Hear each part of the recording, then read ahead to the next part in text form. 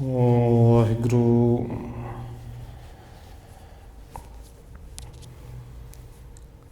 ਇੱਕ ਓੰਕਾਰ ਸਤਿਨਾਮ ਕਰਤਾ ਪੁਰਖ ਨਿਰਭਉ ਨਿਰਵੈਰ ਅਕਾਲ ਮੂਰਤ ਅਜੂਨੀ ਸੈਭੰ ਗੁਰ ਪ੍ਰਸਾਦ।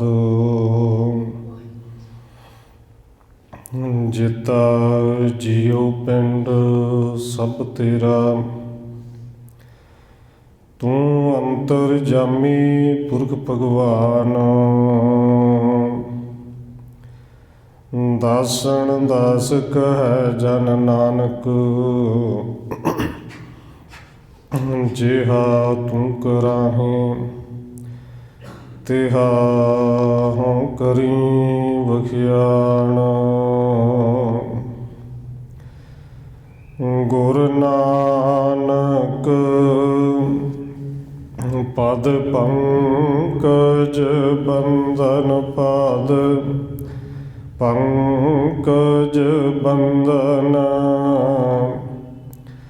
ਸਿਮਰਾ ਅੰਗਦ ਦੁਖ ਨਿਕੰਦਨ।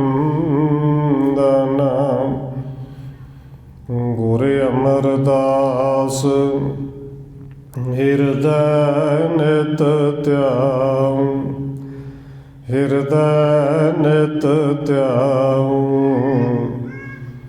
ਗੁਰ ਰਾਮਦਾਸ ਗੁਣ ਗਾਉ, ਗੁਰ ਅਰਜਨ ਬਿਘਨਾ ਨ ਕੇ ਨਾਸਕ, ਬਿਘਨਾ ਨ ਕੇ ਨਾਸਕ। ਗੁਰ ਹਰਗੋਬਿੰਦ ਸ਼ੁਭ ਸੁਮਤ ਪ੍ਰਕਾਸ਼ਕ। ਸ਼੍ਰੀ ਹਰਿ ਰਾਇ ਨਮੋ ਕਰ ਜੋਰੀ, ਨਮੋ ਕਰ ਜੋਰੀ। ਸ਼੍ਰੀ ਹਰਿ ਕ੍ਰਿਸ਼ਨ ਮਨਾਉ ਬਹੋਰੀ। ਗੁਰੂ ਤੇਗ ਬਹਾਦਰ ਪਰਮ ਕਿਰਪਾਲਾ ਜੀ, ਪਰਮ ਕਿਰਪਾਲਾ। ਗੁਰ ਗੋਬਿੰਦ ਸਿੰਘ ਬਿਸਾਲਾ, ਤਰੁ ਤਰਾ ਪਰ ਪੁਨ ਪੁਨ ਸੀਸਾ ਜੀ, ਪੁਨ ਪੁਨ ਸੀਸਾ। ਬੰਦੋ ਬਾਰ ਬਾਰ ਜਗਦੀਸ਼, ਤਰੁ ਤਰਾ ਪਰ ਪੁਨ ਪੁਨ ਸੀਸਾ ਜੀ, ਪੁਨ ਪੁਨ ਸੀਸਾ। ਬੰਦੋ ਬਾਰ ਬਾਰ ਜਗਦੀਸ਼। ਜਿਸ ਮਹਿ ਅੰਮ੍ਰਿਤ ਗਿਆਨ ਹੈ, ਮਾਣਕ ਭਗਤ ਬੈਰਾਗ। ਸ਼੍ਰੀ ਗੁਰੂ ਗ੍ਰੰਥ ਸਾਹਿਬ ਉਦਦ, ਬੰਦੋ ਕਰ ਅਨੁਰਾਗ। ਏਕ ਓੰਕਾਰ ਸਤਿਗੁਰੂ ਜਿਹ ਪ੍ਰਸਾਦ ਸਚ ਹੋਏ। ਵਾਹਿਗੁਰੂ ਜੀ ਕੀ ਫਤਿਹ ਹੈ, ਬਿਘਨ ਬਿਨਾਸਣ ਸੋਏ। ਏਕ ਓੰਕਾਰ ਸਤਿਗੁਰੂ ਜਿਹ ਪ੍ਰਸਾਦ ਸਚ ਹੋਏ। ਵਾਹਿਗੁਰੂ ਜੀ ਕੀ ਫਤਿਹ ਹੈ, बिघन विनाशन सोए। वाहिगुरु जी आप अलोप भय जब ते,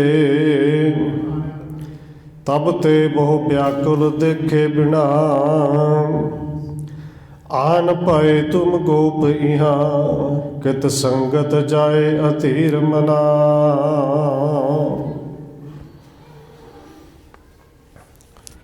परम सन्मानयोग सतगुरु चवर छत्र तखत दे मालक हाजरा हजूर जहर जहूर शब्द गुरु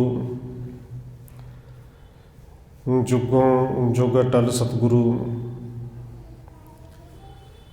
धन श्री गुरु ग्रंथ ਸਾਹਿਬ महाराज सच्चे पातशाह जी की पावन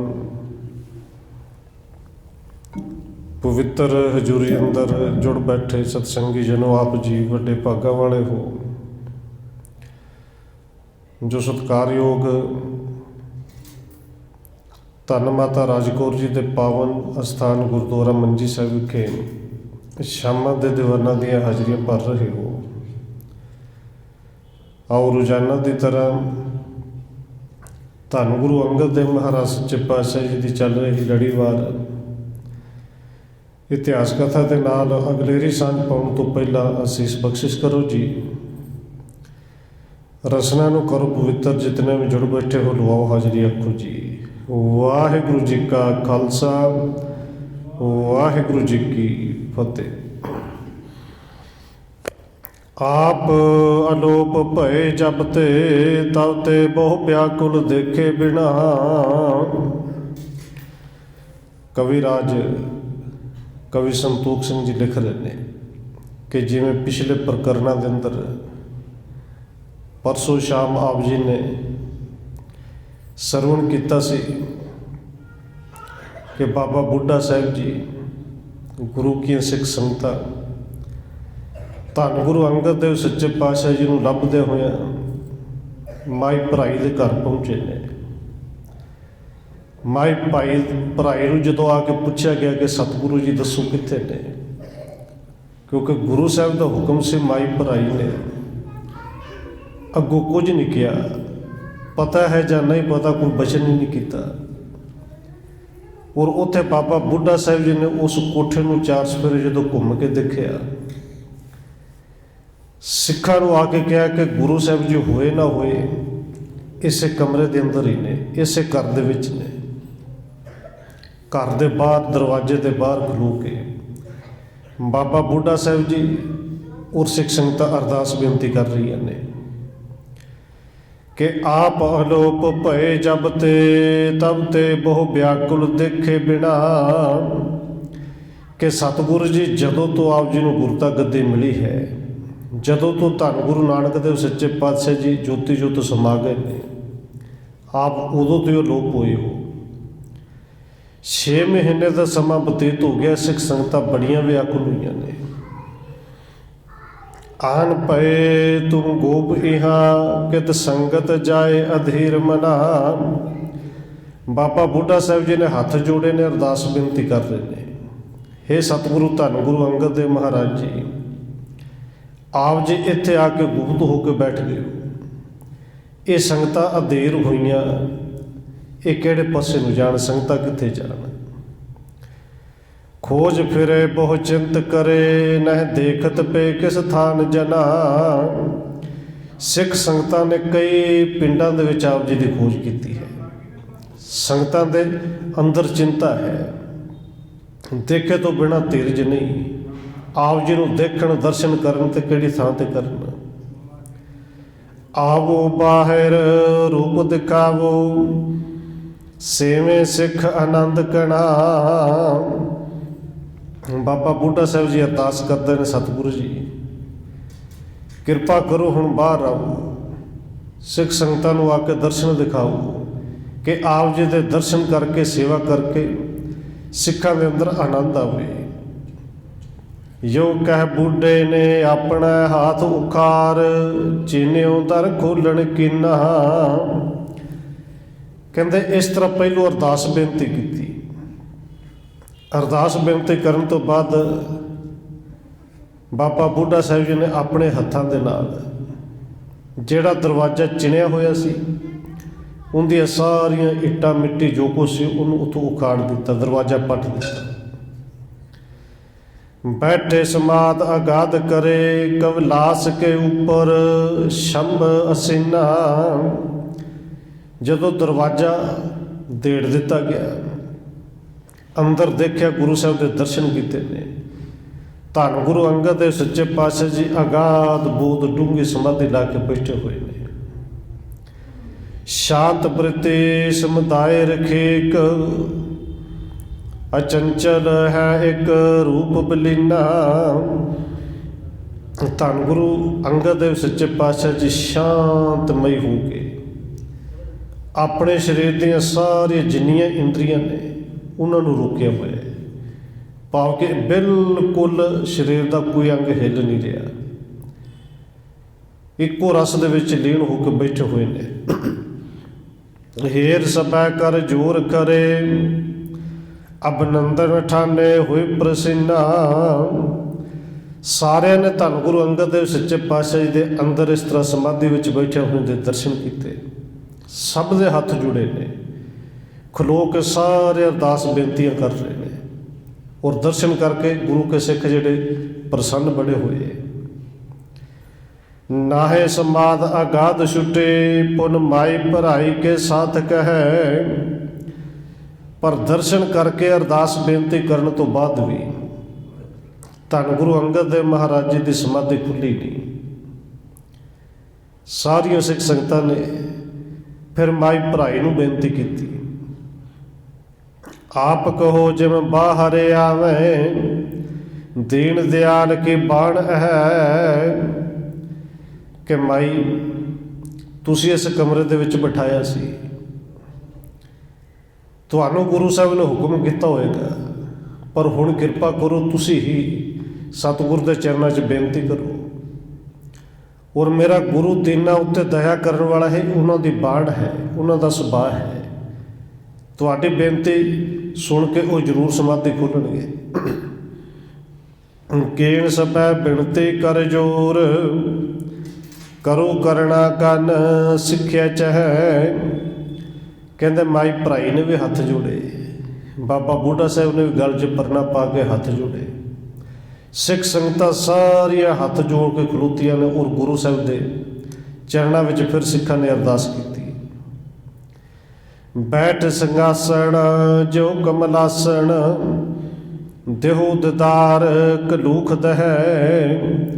हे सतगुरु जी किरपा करो संघासन ते आके बैठो विराजमान हो, सिखां नूं संगतां नूं दर्शन दिओ ताकि सिखां दे अंदर दे सारे विकार सारे पाप जिहड़े ने उन्हां दा नाश हो जाए।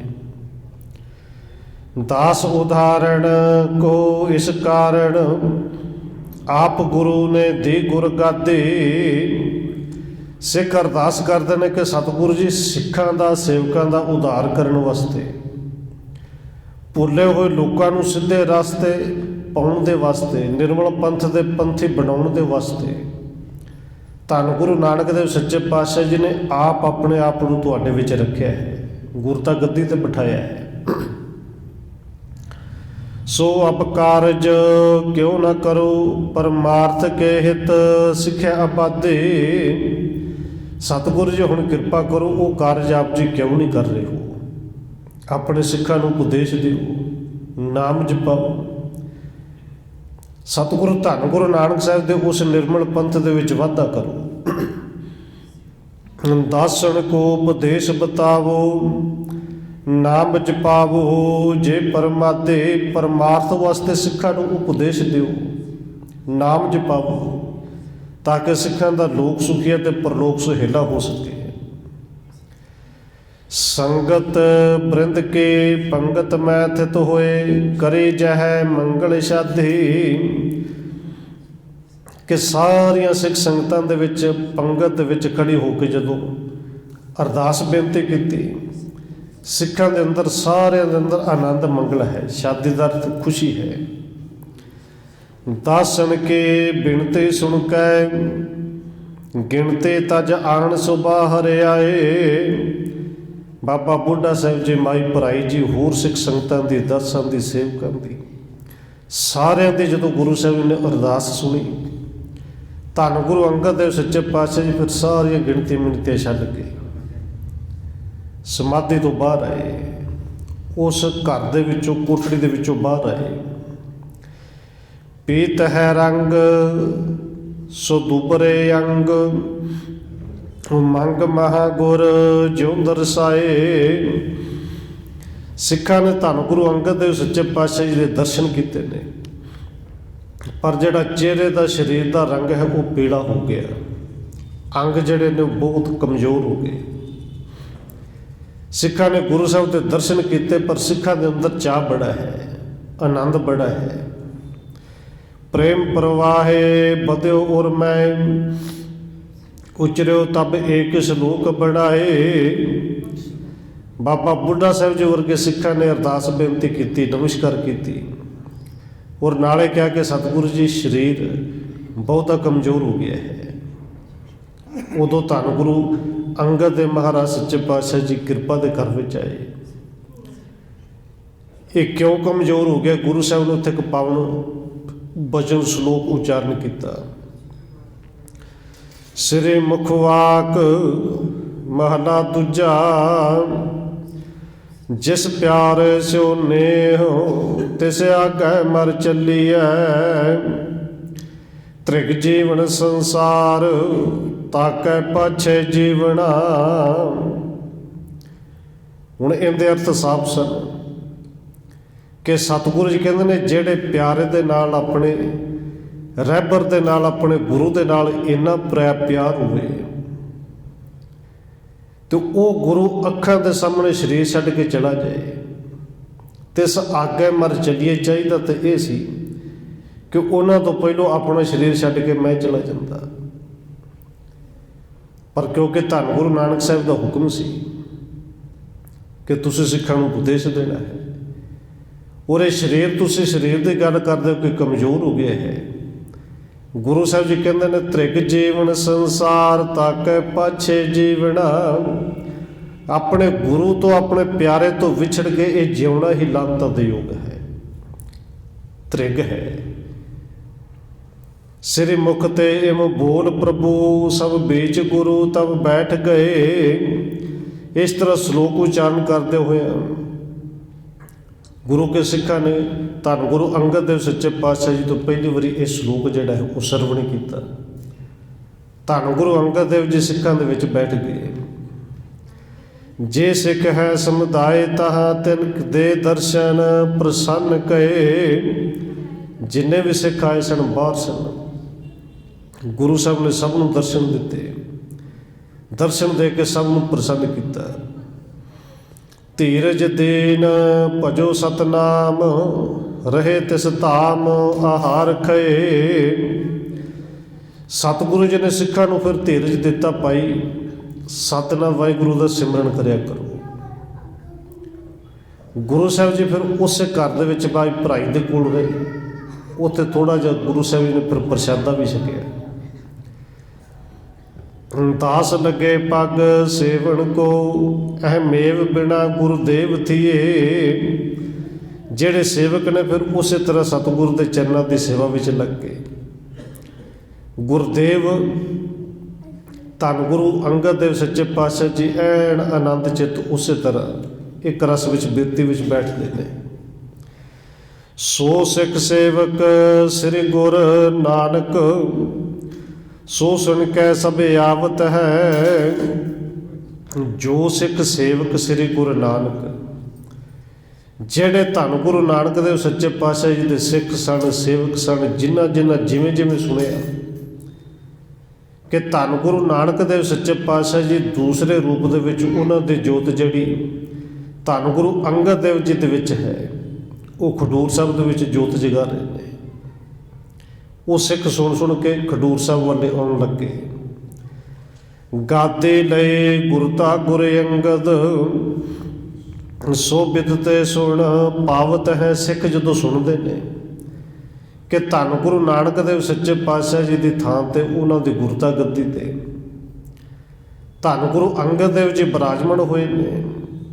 ਇਹ ਸੁਣ ਕੇ ਬੜੇ ਆਨੰਦ ਪ੍ਰਸੰਨ ਵੀ ਹੁੰਦੇ ਨੇ ਔਰ ਦਰਸ਼ਨ ਕਰਨ ਵਾਸਤੇ ਵੀ ਹੁੰਦੇ ਨੇ।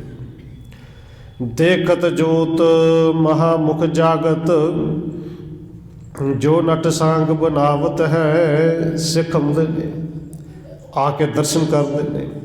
ਧੰਨ ਗੁਰੂ ਨਾਨਕ ਦੇਵ ਸੱਚੇ ਪਾਤਸ਼ਾਹ ਜੀ ਦੀ ਉਹ ਜਾਗਦੀ ਹੋਈ ਜੋਤ ਦੇਖਦੇ ਨੇ ਕਿ ਜਿਵੇਂ ਉਹਨਾਂ ਦਾ ਮੁਖੜਾ, ਉਹਨਾਂ ਦਾ ਚਿਹਰਾ ਉਹ ਵੀ ਜਗਮਗ ਉਸੇ ਤਰ੍ਹਾਂ ਕਰ ਰਿਹਾ ਹੋਵੇ। ਏਕ ਹੀ ਵੇਖ ਅਨੇਕ ਧਰੇ ਸਭ, ਲੋਕਣ ਕੋ ਬਿਰਮਾਵਤ ਹੈ। ਔਰ ਧੰਨ ਗੁਰੂ ਅੰਗਦ ਦੇਵ ਸੱਚੇ ਪਾਤਸ਼ਾਹ ਜੀ ਕਹਿੰਦੇ ਉਹ ਅਨੇਕਾਂ ਭੇਸ ਧਾਰਨ ਕਰਕੇ ਜਿੱਥੇ ਲੋਕ ਆਉਂਦੇ ਨੇ ਉੱਥੇ ਧੰਨ ਗੁਰੂ ਅੰਗਦ ਦੇਵ ਜੀ ਇੱਕੋ ਹੀ ਰਸ ਦੇ ਵਿੱਚ ਉਹ ਬੈਠੇ ਨੇ, ਇੱਕੋ ਹੀ ਰਸ ਦੇ ਵਿੱਚ ਰਹਿੰਦੇ ਨੇ, ਬਹੁਤਾ ਬੋਲਦੇ ਨਹੀਂ। ਗੁਰ ਤਾਰਬ ਪੈ ਗੁਰ ਸੂਰਜ, ਦੂਸਰ ਮਾਸ ਬਿਤੇ ਤਨ ਰਾਜਤ ਹੈ। ਕਹਿੰਦੇ ਜਦੋਂ ਗੁਰੂ ਅੰਗਦ ਦੇਵ ਸੱਚੇ ਪਾਤਸ਼ਾਹ ਜੀ ਬਾਹਰ ਆਏ, ਸਿੱਖ ਸੰਗਤਾਂ ਨੂੰ ਦਰਸ਼ਨ ਦਿੰਦੇ ਨੇ। 1 ਮਹੀਨੇ ਤੋਂ ਬਾਅਦ ਫਿਰ ਗੁਰਤਾ ਗੱਦੇ ਦੇ ਰੱਥ ਉੱਤੇ ਜਿਵੇਂ ਸਤਿਗੁਰੂ ਜਿਵੇਂ ਸੂਰਜ ਚੜ੍ਹਦਾ ਹੈ ਨਾ, ਗੁਰੂ ਸਾਹਿਬ ਜੀ ਫਿਰ ਉਸ ਤਰ੍ਹਾਂ ਸੰਸਾਰ ਦੇ ਵਿੱਚ ਚਮਕੇ। ਮੋਹਿ ਅੰਧੇਰ ਕੋ ਦੂਰ ਕਰੈ, ਅਗ ਚੋਰ ਸਿਤਾਬਿ ਭਜਤ ਹੈ। ਜਿਵੇਂ ਸੂਰਜ ਚਮਕਦਾ ਹੈ, ਸੂਰਜ ਚੜ੍ਹਦਾ ਹੈ ਤੇ ਹਨੇਰਾ ਭੱਜਦਾ ਹੈ। ਇਸੇ ਤਰ੍ਹਾਂ ਧੰਨ ਗੁਰੂ ਅੰਗਦ ਦੇਵ ਸੱਚੇ ਪਾਤਸ਼ਾਹ ਜੀ ਸੂਰਜ ਰੂਪ ਦੇ ਵਿੱਚ ਜਦੋਂ ਚਮਕਦੇ ਨੇ, ਫਿਰ ਮਨੁੱਖ ਦੇ ਅੰਦਰੋਂ ਜਿਹੜੇ ਪਾਪ ਨੇ, ਜਿਹੜੇ ਚੋਰ ਨੇ, ਇਹ ਅੰਦਰੋਂ ਭੱਜਦੇ ਨੇ। ਇਹ ਕਾਮ, ਕ੍ਰੋਧ, ਲੋਭ, ਮੋਹ, ਹੰਕਾਰ, ਇਵੇਂ ਦੇ ਚੋਰ ਭੱਜਦੇ ਨੇ, ਅੰਦਰ ਦੇ ਵਹਿਮ ਭਰਮ ਦੂਰ ਹੁੰਦੇ ਨੇ। ਜਿਵੇਂ ਸੂਰਜ ਨਿਕਲਦਾ ਤੇ ਤਾਰੇ ਛਿਪ ਜਾਂਦੇ ਨੇ, ਇਵੇਂ ਵਹਿਮ ਭਰਮ ਜਿਹੜੇ ਨੂੰ ਬਿਲਕੁਲ ਅਲੋਪ ਹੋ ਜਾਂਦੇ ਨੇ। ਬ੍ਰਿੰਦ ਖਿਰੈ ਅਰਬਿੰਦ ਮਹਾ ਸਿੱਖ, ਪੇਚਕ ਨਿੰਦਕ ਲਾਜਤ ਹੈ। ਧੰਨ ਗੁਰੂ ਅੰਗਦ ਦੇਵ ਸੱਚੇ ਪਾਤਸ਼ਾਹ ਜੀ ਉਹ ਉਸ ਮਹਾਨ ਕਮਲ ਦੀ ਤਰ੍ਹਾਂ ਨੇ। ਜਦੋਂ ਸੂਰਜ ਨਿਕਲਦਾ ਤੇ ਕਮਲ ਖਿੜਦਾ ਹੈ, ਸੂਰਜ ਨਿਕਲਦਾ ਹੈ, ਗੁਰੂ ਕਿਸੇ ਉਸ ਕਮਲ ਦੇ ਫੁੱਲ ਤਰ੍ਹਾਂ ਖਿੜਦੇ ਨੇ। ਪਰ ਜਿਹੜੇ ਉੱਲੂ ਰੂਪ ਅੰਦਰੋਂ, ਜਿਹੜੇ ਅੰਦਰ ਕਰਕੇ ਜਿਹੜੇ ਮਾੜੇ ਨੇ, ਜਿਹੜੇ ਵਿਕਾਰ ਨੇ, ਉਹ ਜਿਵੇਂ ਨਿੰਦਕ ਜਿਹੜੇ ਨੇ ਉਹ ਸ਼ਰਮਿੰਦੇ ਹੁੰਦੇ ਨੇ। ਜਿਵੇਂ ਉੱਲੂ ਸੂਰਜ ਨੂੰ ਵੇਖ ਕੇ ਲੁਕਦਾ ਹੈ, ਇਵੇਂ ਨਿੰਦਕ ਤੇ ਅੰਦਰ ਦੇ ਉਹ ਜਿਹੜੇ ਵਿਕਾਰ ਨੇ ਉਹ ਦੂਰ ਭੱਜਦੇ ਨੇ। ਹੋਤ ਪ੍ਰਕਾਸ਼ ਤਹੁ ਦਿਸ ਮੈਂ, ਤਿਮ ਗਿਆਨ ਹਿਰਦੇ ਉਪਰਾਜਤ ਹੈ। ਗੁਰੂ ਸਾਹਿਬ ਦੇ ਦਰਸ਼ਨ ਕਰਕੇ ਜਿਵੇਂ ਸੂਰਜ ਬਾਹਰ ਚਾਨਣ ਦਿੰਦਾ ਹੈ, ਇਵੇਂ ਗੁਰੂ ਸਾਹਿਬ ਜੀ ਜਦੋਂ ਬਚਨ ਕਰਦੇ ਨੇ, ਗੁਰੂ ਕੇ ਸਿੱਖਾਂ ਦੇ ਅੰਦਰ ਨੂੰ ਉਹ ਚਾਨਣ ਮਿਲਦਾ ਹੈ, ਗਿਆਨ ਮਿਲਦਾ ਹੈ। ਬੁੱਢੇ ਸੋ ਗੋਸ਼ਟ ਨਿਤ ਠਾਨੈ, ਸਿਰੇ ਸਤਿਗੁਰ ਕੇ ਚਲਤ ਮਹਾਨੈ। ਫਿਰ ਧੰਨ ਗੁਰੂ ਅੰਗਦ ਦੇਵ ਸੱਚੇ ਪਾਤਸ਼ਾਹ ਜੀ ਭਾਈ ਬੁੱਢਾ ਜੀ ਦੇ ਨਾਲ, ਉਹਨਾਂ ਦੇ ਨਾਲ ਗੋਸ਼ਟੀਆਂ ਕਰਦੇ ਨੇ, ਵਿਚਾਰਾਂ ਕਰਦੇ ਨੇ ਕਿ ਮੇਰੇ ਧੰਨ ਗੁਰੂ ਨਾਨਕ ਦੇਵ ਸੱਚੇ ਪਾਤਸ਼ਾਹ ਜੀ ਦੇ ਚਲਤ ਬੜੇ ਮਹਾਨ ਸਨ। ਜਨਮ ਯਾਦ ਅਬ ਲਗ ਜੋ ਜਾਣੈ, ਸੋ ਸਭ ਰੀਤੇ ਭਲੇ ਬਖਾਨੈ। ਧੰਨ ਗੁਰੂ ਅੰਗਦ ਦੇਵ ਜੀ ਕਹਿੰਦੇ ਨੇ ਭਾਈ ਬੁੱਢਾ ਜੀ, ਧੰਨ ਗੁਰੂ ਨਾਨਕ ਦੇਵ ਸੱਚੇ ਪਾਤਸ਼ਾਹ ਜੀ ਦੇ ਜਨਮ ਦੇ ਆਦਿ ਤੋਂ ਬਾਰੇ, ਆਦਿ ਤੋਂ ਲੈ ਕੇ, ਸ਼ੁਰੂ ਤੋਂ ਲੈ ਕੇ ਜਿਹੜਾ ਕੋਈ ਜਾਣਦਾ ਹੋਵੇ ਉਹ ਸਾਡੇ ਕੋਲ ਆ ਕੇ ਚੰਗੀ ਤਰ੍ਹਾਂ ਧੰਨ ਗੁਰੂ ਨਾਨਕ ਸਾਹਿਬ ਦੇ ਪੂਰੇ ਜੀਵਨ ਦੀ ਸਾਨੂੰ ਕਥਾ ਸੁਣਾਏ। ਤਬ ਬੁੱਢਾ ਬੋਲਿਓ ਸੁਖ ਪਾਏ, ਐਸੋ ਏਕ ਪੁਰਖ ਲਖ ਜਾਏ। ਉਦੋਂ ਬਾਬਾ ਬੁੱਢਾ ਸਾਹਿਬ ਨੇ ਕਿਹਾ ਕਿ ਸਤਿਗੁਰੂ ਜੀ ਐਸਾ ਇੱਕੋ ਹੀ ਪੁਰਸ਼ ਹੈ ਜਿਹਨੇ ਧੰਨ ਗੁਰੂ ਨਾਨਕ ਸਾਹਿਬ ਜੀ ਦੇ ਜਨਮ ਤੋਂ ਲੈ ਕੇ ਉਹਨਾਂ ਦੇ ਨਾਲ ਸਾਰੇ ਸਮੇਂ, ਹਰ ਸਮੇਂ ਉਹਨਾਂ ਦੇ ਨਾਲ ਰਹੇ। ਕਿਉਂਕਿ ਇਹ ਆਪ ਜੀ ਜਾਣਦੇ ਹੋ, ਭਾਈ ਬਾਲਾ ਜੀ ਜਦੋਂ ਧੰਨ ਗੁਰੂ ਅੰਗਦ ਦੇਵ ਜੀ ਬਾਬਾ ਲਹਿਣਾ ਜੀ ਦੇ ਰੂਪ ਵਿੱਚ ਉੱਥੇ ਕਰਤਾਰਪੁਰ ਸਾਹਿਬ ਆਏ, ਕਰਤਾਰਪੁਰ ਸਾਹਿਬ ਵਸ ਗਿਆ, ਉਦੋਂ ਭਾਈ ਬਾਲਾ ਜੀ ਉੱਥੋਂ ਛੱਡ ਕੇ ਆਪਣੇ ਘਰ ਵਾਪਸ ਆ ਗਏ ਸਨ। ਧੰਨ ਗੁਰੂ ਅੰਗਦ ਦੇਵ ਜੀ ਦੇ ਨਾਲ ਬਹੁਤਾ ਭਾਈ ਬਾਲਾ ਜੀ ਨਹੀਂ ਰਹਿ ਸਕੇ। ਹੁਣ ਬਾਬਾ ਬੁੱਢਾ ਸਾਹਿਬ ਜੀ ਦੱਸਦੇ ਨੇ ਕਿ ਉਹ ਪੁਰਸ਼ ਨੇ ਕਿ ਜਿਹੜੇ ਬਾਲਾ ਜਾਟ ਵਸੇ ਤਲਵੰਡੀ, ਤਿੰਨ ਬਿਲਾਸ ਦੇਖਿਓ ਨਵਖੰਡੀ। ਉਹ ਭਾਈ ਬਾਲਾ ਸੰਧੂ ਹੈ, ਉਹ ਜੱਟ ਹੈ। ਧੰਨ ਗੁਰੂ ਨਾਨਕ ਸਾਹਿਬ ਜੀ ਦੇ ਨਗਰ ਤਲਵੰਡੀ ਦੇ ਵਿੱਚ ਵਸਦਾ ਹੈ। ਉਸ ਭਾਈ ਬਾਲਾ ਜੀ ਨੇ ਗੁਰੂ ਸਾਹਿਬ ਦੇ ਨਾਲ ਨਵਖੰਡੀ, 9 ਖੰਡ ਪ੍ਰਿਥਵੀ ਜਿੰਨੇ ਗੁਰੂ ਨਾਨਕ ਸਾਹਿਬ ਜੀ ਨੇ ਦੇਖੀ ਉਨੀ ਭਾਈ ਬਾਲਾ ਜੀ ਨੇ ਨਾਲ ਦੇਖੀ ਹੈ। ਉਹ ਗੁਰੂ ਸਾਹਿਬ ਦੇ ਨਾਲ ਰਹਿਓ ਸੰਗ ਸਤਿਗੁਰੂ ਕੇ ਸਦਾ, ਸੋ ਤੁਮ ਦਰਸ ਆਏ ਹੈ ਸਦਾ। ਔਰ ਭਾਈ ਬਾਲਾ ਜੀ ਸਰੀਰਕ ਉਮਰ ਕਰਕੇ ਵੀ ਧੰਨ ਗੁਰੂ ਨਾਨਕ ਸਾਹਿਬ ਜੀ ਤੋਂ ਕੁਝ ਵੱਡੇ ਸਨ। ਉਸੇ ਪਿੰਡ ਦੇ ਰਹਿਣ ਵਾਲੇ ਨੇ। ਜਨਮ ਤੋਂ ਲੈ ਕੇ ਇਹ ਕਹਿ ਦੇ ਕਿ ਬਚਪਨ ਤੋਂ ਲੈ ਕੇ ਨਾਲ ਰਹੇ ਨੇ। ਰਹੇ ਉਹ ਸੰਗ ਸਤਿਗੁਰੂ ਕੇ ਸਦਾ, ਸਦਾ ਹੀ ਨਾਲ ਰਹੇ। ਸੋ ਤੁਮ ਦਰਸ ਆਏ ਹੈ ਜਦਾ। ਤੇ ਸਤਿਗੁਰੂ ਜੀ ਉਹ ਭਾਈ ਬਾਲਾ ਜੀ ਜਦੋਂ ਤੁਹਾਡੇ ਦਰਸ਼ਨਾਂ ਵਾਸਤੇ ਆਉਣਗੇ, ਉਹਨਾਂ ਤੋਂ ਨਾ ਹੈ ਹੀ, ਕਿਉਂਕਿ ਉਹ ਵੀ ਲੱਭ ਰਹੇ ਸਨ ਕਿ ਧੰਨ ਗੁਰੂ ਨਾਨਕ ਸਾਹਿਬ ਜੀ ਦੀ ਜੋਤ ਕਿੱਥੇ ਹੈ। ਖਬਰ ਉਹਨਾਂ ਤੱਕ ਵੀ ਪਹੁੰਚ ਗਈ, ਧੰਨ ਗੁਰੂ ਨਾਨਕ ਸਾਹਿਬ ਜੀ ਜੋਤੀ ਜੋਤ ਸਮਾ ਗਏ ਨੇ, ਉਹ ਵੀ ਆਉਣਗੇ। ਤਿਸ ਤੇ ਸੁਣੋ ਸਕਲ ਬਿਰਤੰਤਾ, ਜਤਾ ਚਰਿੱਤਰ ਕੀਣ ਭਗਵੰਤਾ। ਹੇ ਸਤਿਗੁਰੂ ਜੀ ਉਸ ਭਾਈ ਬਾਲਾ ਸਾਹਿਬ ਜੀ ਤੋਂ ਤੁਸੀਂ ਕਥਾ ਸੁਣਿਓ। ਭਾਈ ਬਾਲਾ ਸੰਧੂ ਜੀ ਉਹ ਸੁਣਾਉਣਗੇ ਸਾਰੀ ਕਥਾ ਕਿ ਧੰਨ ਗੁਰੂ ਨਾਨਕ ਸਾਹਿਬ ਜੀ ਕਿਵੇਂ ਸੰਸਾਰ ਦੇ ਵਿੱਚ ਵਿਚਰੇ, ਕਿੱਥੇ ਕਿੱਥੇ ਗਏ, ਕਿਹੜੇ ਕਿਹੜੇ ਕੌਤਕ ਸਨ।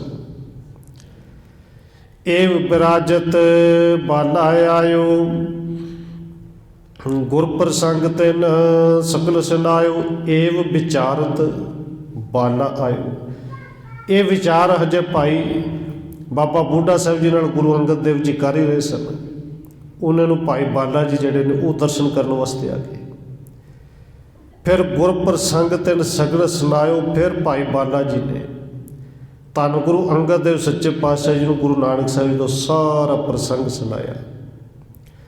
ਸੋ ਹਮ ਪੂਰਬ ਹੀ ਕਹਿ ਆਏ, ਛੰਦ ਚੌਪੇ ਬੰਦ ਬਣਾਏ। ਤੇ ਭਾਈ ਬਾਲਾ ਜੀ ਨੇ ਜਿਹੜਾ ਪ੍ਰਸੰਗ ਸੁਣਾਇਆ, ਕਵੀ ਸੰਤੋਖ ਸਿੰਘ ਜੀ ਲਿਖਦੇ ਨੇ, ਉਹ ਅਸੀਂ ਪਹਿਲਾਂ ਹੀ ਕਹਿ ਆਏ। ਨਾਨਕ ਪ੍ਰਕਾਸ਼ ਗ੍ਰੰਥ ਦੇ ਵਿੱਚ ਉਹ ਸਾਰੀ ਕਥਾ ਕਹਿ ਆਏ, ਆਪਾਂ ਸਾਰੇ ਨੂੰ ਸਰਵਣ ਕੀਤੀ ਹੈ ਕਿ ਜਿਹੜੇ ਬੜੇ ਸੋਹਣੇ ਰੂਪ ਦੇ ਵਿੱਚ ਕਾਵ ਤੇ ਛੰਦ ਬਣਾ ਕੇ ਲਿਖੀ। ਸਿਰ ਬਾਬਾ ਨਾਨਕ ਜੀ ਜੈਸੇ, ਕਰੇ ਪ੍ਰਸੰਗ ਸੁਣੇ ਸਭ ਤੈਸੇ। ਧੰਨ ਗੁਰੂ ਨਾਨਕ ਦੇਵ ਸੱਚੇ ਪਾਤਸ਼ਾਹ ਜੀ ਨੇ ਜਿਵੇਂ ਦੇ ਪ੍ਰਸੰਗ ਕੀਤੇ, ਜਿਵੇਂ ਦੇ ਕੌਤਕ ਕੀਤੇ, ਉਹ ਧੰਨ ਗੁਰੂ ਅੰਗਦ ਦੇਵ ਜੀ ਨੇ ਫਿਰ ਭਾਈ ਬਾਲਾ ਜੀ ਤੋਂ ਸੁਣੇ ਸਨ। ਨਿਸ ਦਿਨ ਪ੍ਰੇਮ ਲਗਿਓ ਤਿਨ ਕੇਰਾ, ਸਿਮਰੇ ਸਤਿਗੁਰ ਸੰਜ ਸਵੇਰਾ। ਜਿੱਥੇ ਧੰਨ ਗੁਰੂ ਅੰਗਦ ਦੇਵ ਸੱਚੇ ਪਾਤਸ਼ਾਹ ਜੀ ਦਿਨ ਰਾਤ ਉਹਨਾਂ ਦਾ ਪ੍ਰੇਮ ਤੇ ਗੁਰੂ ਚਰਨਾਂ ਦੇ ਵਿੱਚ ਹੈ ਹੀ। ਸਵੇਰੇ ਸ਼ਾਮ ਜਿੱਥੇ ਸਿਮਰਨ ਕਰਦੇ ਨੇ, ਉੱਥੇ ਸਵੇਰੇ ਸ਼ਾਮ ਦੀਵਾਨ ਸਜਦਾ ਹੈ। ਉਸ ਦੀਵਾਨ ਦੇ ਵਿੱਚ ਜਿੱਥੇ ਆਸਾ ਕੀ ਵਾਰ ਦਾ ਕੀਰਤਨ ਹੁੰਦਾ ਹੈ, ਰਵਾਬੀ ਸਿੱਖ ਉਹ ਜਿਹੜੇ ਆ ਕੇ ਕੀਰਤਨ ਕਰਦੇ ਨੇ, ਬਾਅਦ ਵਿੱਚ ਫਿਰ ਇਹ ਕਥਾ ਚੱਲਦੀ ਹੈ। ਸੁਣੀ ਜਨਮ ਸਾਖੇ ਗੁਰ ਸਾਰੇ, ਕੁਛ ਬਿਰਾਗ ਤੇ ਧੀਰਜ ਧਾਰੇ। ਕਹਿੰਦੇ ਧੰਨ ਗੁਰੂ ਅੰਗਦ ਦੇਵ ਸੱਚੇ ਪਾਤਸ਼ਾਹ ਜੀ ਨੇ ਫਿਰ ਭਾਈ ਬਾਲਾ ਜੀ ਵਾਲੀ ਜਿਹਨੂੰ ਜਨਮ ਸਾਖੀ ਕਿਹਾ ਜਾਂਦਾ ਹੈ, ਉਹ ਸਾਰੇ ਧੰਨ ਗੁਰੂ ਨਾਨਕ ਸਾਹਿਬ ਦੀ ਜਨਮ ਸਾਖੀ ਸੁਣੀ। ਜਿਵੇਂ ਜਿਵੇਂ ਸਾਖੀਆਂ ਸੁਣਦੇ ਨੇ, ਉਵੇਂ ਉਵੇਂ ਜਿਹੜਾ ਵਿਰਾਗ ਸੀ ਅੰਦਰ, ਉਹ ਵਿਰਾਗ ਤੋਂ ਕੁਝ ਧੀਰਜ ਮਿਲਦਾ ਹੈ। ਜਿਨ ਸਿੱਖਣ ਕੇ ਭਾਗ ਵਿਸਾਲਾ, ਸੇਵੇਂ ਬਾਣੀ ਸੁਣੇ ਰਸਾਲਾ। ਤੇ ਕਵੀ ਸੰਤੋਖ ਸਿੰਘ ਜੀ ਲਿਖਦੇ ਨੇ ਕਿ ਜਿਹੜੇ ਸਿੱਖਾਂ ਦੇ ਬੜੇ ਵੱਡੇ ਭਾਗ ਸਨ, ਉਹ ਧੰਨ ਗੁਰੂ ਅੰਗਦ ਦੇਵ ਸੱਚੇ ਪਾਤਸ਼ਾਹ ਜੀ ਦੇ ਮੁਖ ਤੋਂ ਰਸੀਲੀ ਬਾਣੀ ਸੁਣਦੇ ਨੇ। ਉਹ ਧੰਨ ਗੁਰੂ ਅੰਗਦ ਦੇਵ ਸੱਚੇ ਪਾਤਸ਼ਾਹ ਜੀ ਦੇ ਦਰਬਾਰ ਦੇ ਵਿੱਚ ਬੈਠ ਕੇ ਭਾਈ ਬਾਲਾ ਜੀ ਤੋਂ ਧੰਨ ਗੁਰੂ ਨਾਨਕ ਸਾਹਿਬ ਜੀ ਦੀ ਉਹ ਜਨਮ ਸਾਖੀ ਸੁਣਦੇ ਨੇ। ਤੋ ਗੁਰੂ ਅੰਗਦ ਇਸ ਰੀਤਾ, ਬੋਲੇ ਅਰਪ ਨਾ ਠਾਨੇ ਪ੍ਰੀਤਾ। ਕਹਿੰਦੇ ਇਸ ਤਰੀਕੇ ਦੇ ਨਾਲ ਧੰਨ ਗੁਰੂ ਅੰਗਦ ਦੇਵ ਸੱਚੇ ਪਾਤਸ਼ਾਹ ਜੀ ਉਹ ਬਹੁਤ ਘੱਟ ਬੋਲਦੇ ਨੇ ਤੇ ਨਾ ਹੀ ਕਿਸੇ ਦੇ ਨਾਲ ਬਹੁਤਾ ਜਿਹੜਾ ਨੇ ਉਹ ਹੱਸਦੇ ਖੇਡਦੇ ਨੇ।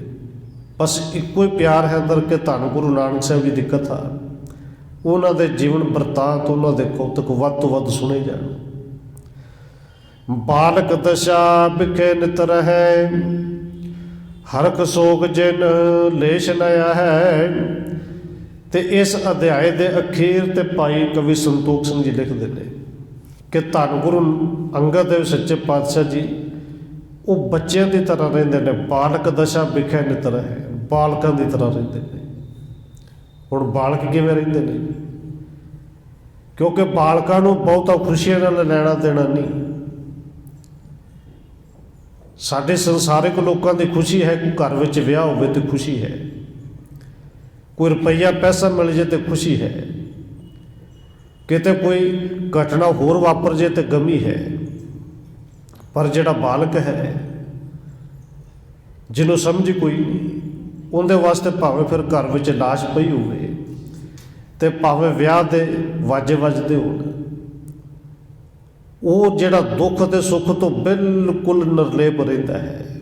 ਉਹਨੂੰ ਤਾਂ ਸਿਰਫ ਇੰਨਾ ਪਤਾ ਜੇ ਭੁੱਖ ਲੱਗਣੀ ਹੈ ਤੇ ਫਿਰ ਰੋ ਕੇ ਦੱਸ ਦੇਣਾ ਕਿ ਭੁੱਖ ਲੱਗੀ, ਲਿਆਓ ਕੁਝ। ਹੁਣ ਬਾਲਕਾਂ ਦੇ ਤਰ੍ਹਾਂ ਤੋਂ ਰਹਿਣ ਤੋਂ ਭਾਵ ਕਿ ਹਰਖ ਸੋਗ ਜਿਨ ਲੇਸ਼ ਨਾ ਹੈ, ਜਿਨ੍ਹਾਂ ਦੇ ਵਿੱਚ ਨਾ ਹਰਖ ਤੇ ਨਾ ਕੋਈ ਸੋਗ ਹੈ। ਇੱਥੇ ਕਵੀ ਰਾਜ ਨੇ ਇਹ ਅਧਿਆਇ ਖਤਮ ਕੀਤਾ। ਅਗਲਾ ਅਧਿਆਇ ਇੱਥੋਂ ਸ਼ੁਰੂ ਕਰਦਾ, ਲਿਖਦੇ ਨੇ 10ਵਾਂ ਅਧਿਆਇ। ਦੋਹਰਾ ਨਿਤਾ ਪ੍ਰਤ ਸ੍ਰੀ ਸਤਿਗੁਰੂ, ਇਹ ਬਿਦ ਕਰਤ ਉਚਾਰ। ਕਵੀ ਸੰਤੋਖ ਸਿੰਘ ਜੀ ਅਗਲਾ ਅਧਿਆਇ ਸ਼ੁਰੂ ਕਰਦੇ, ਲਿਖਦੇ ਨੇ ਕਿ ਧੰਨ ਗੁਰੂ ਅੰਗਦ ਦੇਵ ਸਤਿਗੁਰੂ ਜੀ ਇਸੇ ਤਰ੍ਹਾਂ ਰੋਜ਼ ਨਿਤਾ ਪ੍ਰਤੀ ਉਚਾਰਨ ਕਰਦੇ ਸਨ। ਧੰਨ ਗੁਰੂ ਨਾਨਕ ਦੇਵ ਸੱਚੇ ਪਾਤਸ਼ਾਹ ਦੀਆਂ ਕਰਨੀਆਂ ਜਿਹੜੀਆਂ ਨੇ ਉਹ ਕੰਨਾਂ ਦੇ ਨਾਲ ਸੁਣਦੇ ਸਨ। ਸੁਣਤ ਉਚਾਰਤ ਸਿੱਖ ਕੋ ਭਉਜਲ ਕਰ ਹੈ ਪਾਰ। ਧੰਨ ਗੁਰੂ ਨਾਨਕ ਦੇਵ ਸੱਚੇ ਪਾਤਸ਼ਾਹ ਦੀਆਂ ਕਥਾ ਕਹਾਣੀਆਂ ਭਾਈ ਬਾਲਾ ਜੀ ਤੋਂ ਸਰਵਣ ਕਰਦੇ ਸਨ ਔਰ ਧੰਨ ਗੁਰੂ ਅੰਗਦ ਦੇਵ ਜੀ ਆਪਣੇ ਮੁਖ ਤੋਂ ਉਚਾਰਨ ਕਰਕੇ ਉਪਦੇਸ਼ ਦੇ ਕੇ ਸਿੱਖਾਂ ਨੂੰ ਭਵਸਾਗਰ ਤੋਂ ਪਾਰ ਕਰਦੇ ਨੇ। ਜਾਮ ਜਾਮਣੀ ਜਾਗਰਣ ਹੋਏ, ਸੇਜਾ ਤਜੇ ਸੈਣ ਕੀ ਜੋਏ। ਇਸ ਅਗਲੇ ਅਧਿਆਇ ਤੋਂ ਅਸਲ ਵਿੱਚ 10ਵਾਂ ਅਧਿਆਇ ਹੈ। ਇੱਥੋਂ ਧੰਨ ਗੁਰੂ ਅੰਗਦ ਦੇਵ ਜੀ ਦਾ ਇਤਿਹਾਸ ਇੱਥੇ ਸ਼ੁਰੂ ਹੋਇਆ। ਫਿਰ ਉਹ ਨਿੱਤਾ ਪ੍ਰਤੀ ਜਿਹੜਾ ਨਿੱਤ ਦਾ ਉਹਨਾਂ ਦਾ ਕਰਮ ਹੈ ਕਿ ਪਹਿਰ ਰਾਤ ਰਹਿੰਦੇ ਉੱਠਦੇ ਨੇ, ਜਾਗਦੇ ਨੇ, ਸੌਣ ਵਾਲੀ ਉਸ ਸੇਜ ਨੂੰ ਛੱਡਦੇ ਨੇ। ਕਰੇ ਸੋਚ ਪੁੰਨ ਧੋਵੇਂ ਪਾਵਣ, ਪਾਵਣ ਹੋਣ ਕਰੇ ਰਤ ਧਾਵਣ। ਕਿ ਸਤਿਗੁਰੂ ਜੀ ਸੋਚ ਇਸ਼ਨਾਨ ਕਰਦੇ ਨੇ, ਪਹਿਲੋਂ ਉੱਠ ਕੇ ਕਹਿੰਦੇ ਨੇ ਮੁੱਖ ਪਵਿੱਤਰ ਕਰਦੇ ਨੇ, ਸੋਚ ਇਸ਼ਨਾਨ ਕਰਦੇ ਨੇ, ਦੰਦਾਂ ਨੂੰ ਸਾਫ਼ ਕਰਦੇ ਨੇ। ਇਸ਼ਨਾਨ ਕਰਨ ਤੋਂ ਬਾਅਦ ਬਹੁਰ ਬਦਨ ਅਰਬਿੰਦ ਪਖਾਰੈ, ਸੀਤਲ ਨੀਰ ਇਸ਼ਨਾਨ ਸੁਧਾਰੈ। ਕਹਿੰਦੇ ਫਿਰ ਦਾਤਨ ਕਰਦੇ ਨੇ, ਬ੍ਰਸ਼ ਕਰਦੇ ਨੇ। ਉਸ ਤੋਂ ਬਾਅਦ ਠੰਡੇ ਜਲ ਦੇ ਨਾਲ ਗੁਰੂ ਸਾਹਿਬ ਜੀ ਇਸ਼ਨਾਨ ਕਰਦੇ ਨੇ।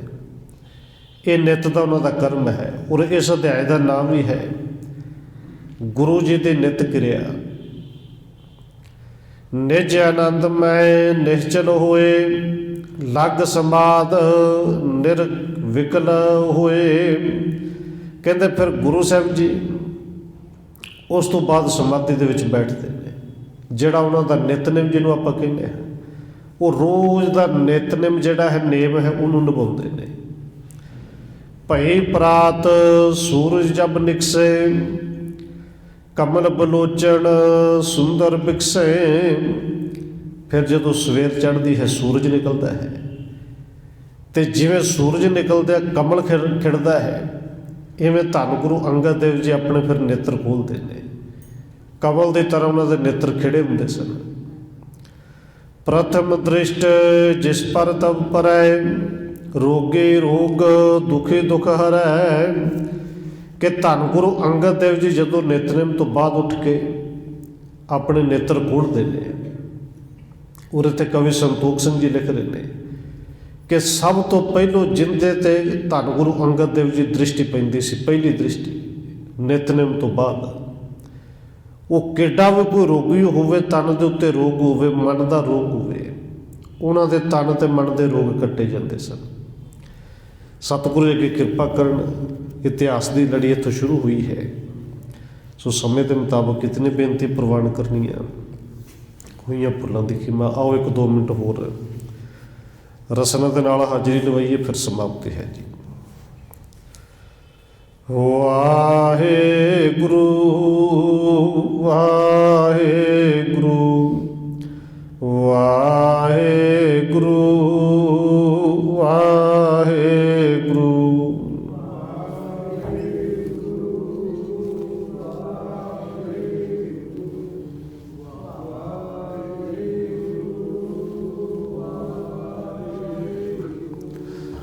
ਵਾਹਿਗੁਰੂ ਵਾਹਿਗੁਰੂ